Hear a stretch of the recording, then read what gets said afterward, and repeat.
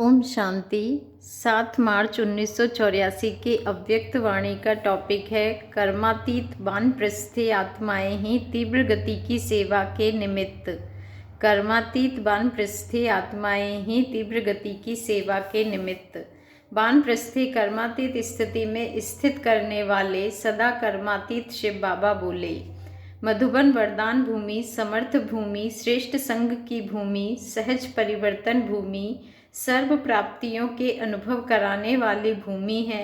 ऐसी भूमि पर आकर सभी स्वयं को संपन्न अर्थात सब बातों से भरपूर अनुभव करते हो।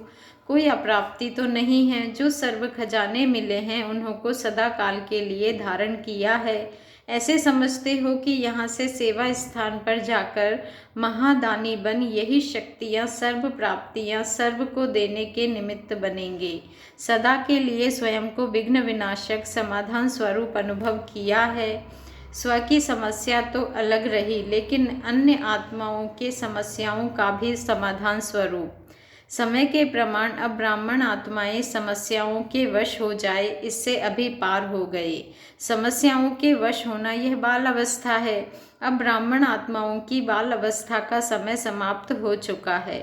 युवावस्था में मायाजीत बनने की विधि से महावीर बने, सेवा में चक्रवर्ती बने, अनेक आत्माओं के वरदानी महादानी बने, अनेक प्रकार के अनुभव कर महारथी बने। अब कर्मातीत वानप्रस्थ स्थिति में जाने का समय पहुंच गया है। कर्मातीत वानप्रस्थ स्थिति द्वारा ही विश्व की सर्व आत्माओं को आधा कल्प के लिए कर्म बंधनों से मुक्त कराए मुक्ति में भेजेंगे। मुक्त आत्माएं ही सेकंड में मुक्ति का वर्षा बाप से दिला सकती हैं।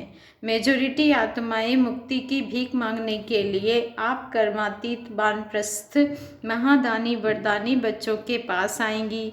जैसे अभी आपके जड़ चित्रों के आगे कोई मंदिरों में जाकर प्रार्थना कर सुख शांति मांगते हैं, कोई तीर्थ स्थानों पर जाकर मांगते हैं, कोई घर बैठे मांगते हैं।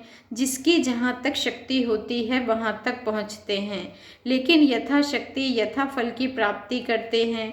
कोई दूर बैठे भी दिल से करते हैं और कोई मूर्ति के सामने तीर्थ स्थान व मंदिरों में जाकर भी दिखावे मात्र करते हैं, स्वार्थवश करते हैं। उन सब हिसाब अनुसार जैसा कर्म वैसी भावना वैसा फल मिलता है।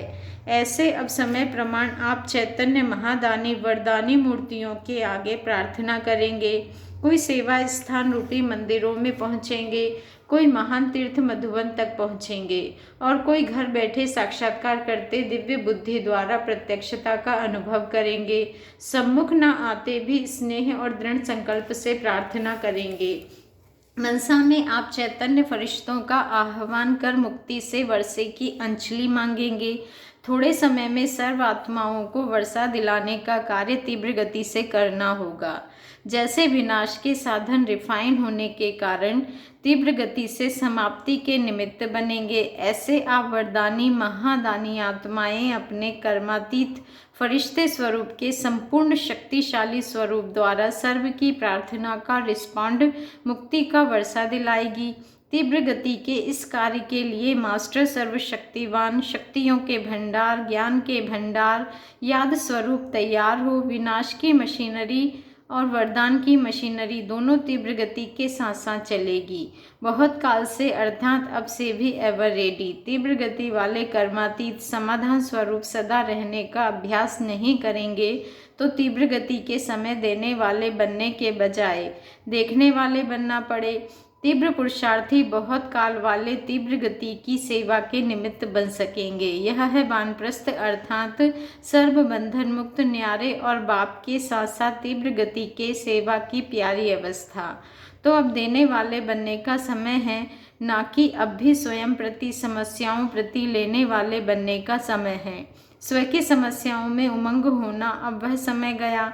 समस्या भी एक अपनी कमजोरी की रचना है। कोई द्वारा व कोई सर्कमस्टांस द्वारा आई हुई समस्या वास्तव में अपनी कमजोरी का ही कारण है। जहाँ कमजोरी है वहाँ व्यक्ति द्वारा व सर्कमस्टांस द्वारा समस्या वार करती है। अगर कमजोरी नहीं तो समस्या का वार नहीं। आई हुई समस्या समस्या के बजाय समाधान रूप में अनुभवी बनाएगी। यह अपनी कमजोरी के उत्पन्न हुए मिक्की माउस हैं। अभी तो अभी तो सब हंस रहे हैं और जिस समय आती है उस समय क्या करते हैं, खुद भी मिक्की माउस बन जाते हैं। इससे खेलो, ना कि घबराओ, लेकिन यह भी बचपन का खेल है। ना रचना करो, ना समय गंवाओ, इससे परे स्थिति में वानप्रस्थी बन जाओ। समझा? समय क्या कहता, बाप क्या कहता, अब भी खिलौनों से खेलना अच्छा लगता है क्या? जैसे कलयुग की मानव रचना भी क्या बन गई है। मुरली में सुनते हो ना, बिच्छू टिंडन हो गए हैं। तो यह कमज़ोर समस्याओं की रचना भी बिच्छू टिंडन के समान स्वयं को काटते हैं, शक्तिहीन बना देते हैं। इसलिए सभी मधुबन से संपन्न बन यह दृढ़ संकल्प करके जाना कि अब से स्वयं की समस्या को समाप्त किया ही, लेकिन और किसके लिए भी समस्या स्वरूप नहीं बनेंगे। स्वप्रति, सर्व के प्रति सदा समाधान स्वरूप रहेंगे। समझा? इतना खर्चा करके मेहनत करके आते हो तो मेहनत का फल इस दृढ़ संकल्प द्वारा सहज सदा मिलता रहेगा। जैसे मुख्य बात पवित्रता के लिए दृढ़ संकल्प किया है ना कि मर जाएंगे, सहन करेंगे, लेकिन इस व्रत को कायम रखेंगे। स्वप्न में व संकल्प में भी अगर जरा भी हलचल होती है तो पाप समझते हो ना। ऐसे समस्या बनना या समस्या के वश हो जाना, यह भी पाप का खाता है। पाप की परिभाषा है, पहचान है। जहाँ पाप होगा वहाँ बाप याद नहीं होगा, साथ नहीं होगा। पाप और बाप दिन और रात जैसे हैं, तो जब समस्या आती है उस समय बाप याद आता है, किनारा हो जाता है ना। फिर जब परेशान होते हैं तब बाप याद आता है, और वह भी भक्त के रूप में याद करते, अधिकारी के रूप में नहीं। शक्ति दे दो, सहारा दे दो, पार लगा दो, अधिकारी के रूप में, साथी के रूप में, समान बनने के रूप में याद नहीं करते हो तो समझा अब क्या करना है, समाप्ति समारोह मनाना है ना। समस्याओं का समाप्ति समारोह मनाएंगे ना, या सिर्फ डांस करेंगे। अच्छे अच्छे ड्रामा करते हो ना, अभी यह फंक्शन करना, क्योंकि अभी सेवा में समय बहुत चाहिए। वहाँ पुकार रहे हैं और यहाँ हिल रहे हैं, यह तो अच्छा नहीं है ना। वह वरदानी महादानी कह याद कर रहे हैं और आप मूड ऑफ में रो रहे हो, तो फल कैसे देंगे? उनके पास भी आपके गर्म आंसू पहुंच जाएंगे, वह भी घबराते रहेंगे।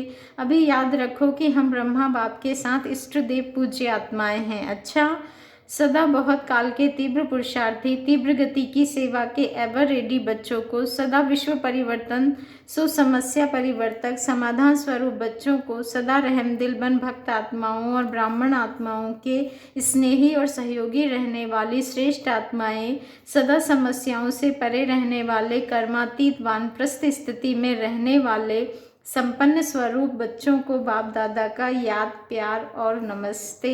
और हम रूहानी बच्चों का रूहानी बाप दादा को दिल से याद, प्यार, गुड मॉर्निंग और नमस्ते। शुक्रिया बाबा, शुक्रिया। न्यूयॉर्क पार्टी से मुलाकात।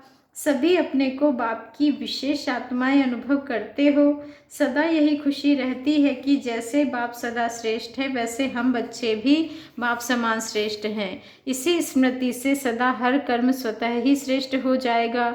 जैसा संकल्प होगा वैसे कर्म होंगे। तो सदा स्मृति द्वारा श्रेष्ठ स्थिति में स्थित रहने वाली विशेष आत्माएं हो। सदा अपने इस श्रेष्ठ जन्म की खुशियां मनाते रहो। ऐसा श्रेष्ठ जन्म जो भगवान के बच्चे बन जाएं, ऐसा सारे कल्प में नहीं होता। 5000 वर्ष के अंदर सिर्फ इस समय यह अलौकिक जन्म होता है।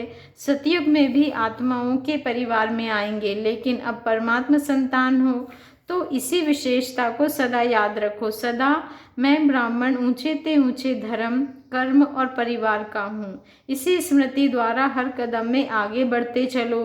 पुरुषार्थ की गति सदा तेज हो। उड़ती कला सदा ही माया जीत और निर्बंधन बना देगी।